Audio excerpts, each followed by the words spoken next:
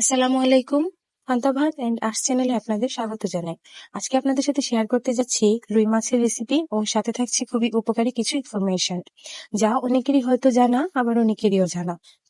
প্রোটিনের মধ্যে রুই মাছের প্রোটিন সবচেয়ে সহজে হজম হয়। মাংসের তুলনায় এটি সহজে হজমযোগ্য। রুই মাছের মধ্যে পাওয়া যায় ওমেগা-3 ফ্যাটি অ্যাসিড, ভিটামিন বি12, ভিটামিন এ, ডি, ই।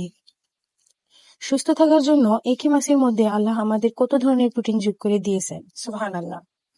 আদৌ কি আমরা তার শুকরিয়া করতে পারি? এছাড়াও রুই মাছে বেশ কয়েকটি গুরুত্বপূর্ণ খনিজ পদার্থ পাওয়া যায়, যেমন ফসফরাস, সেলেনিয়াম, ক্যালসিয়াম ও পটাশিয়াম ইত্যাদি।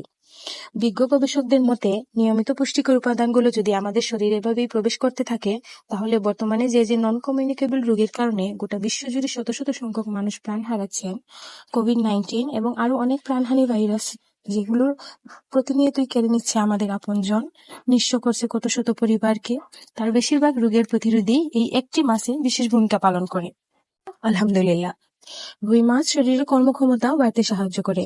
এতে থাকা বিশেষ কিছু উপাদান আমাদের ফুসফুসের কর্মক্ষমতা এতটাই বাড়িয়ে দেয় যে বায়ু দূষণের প্রভাবও শরীরের উপর পড়তে পারে না।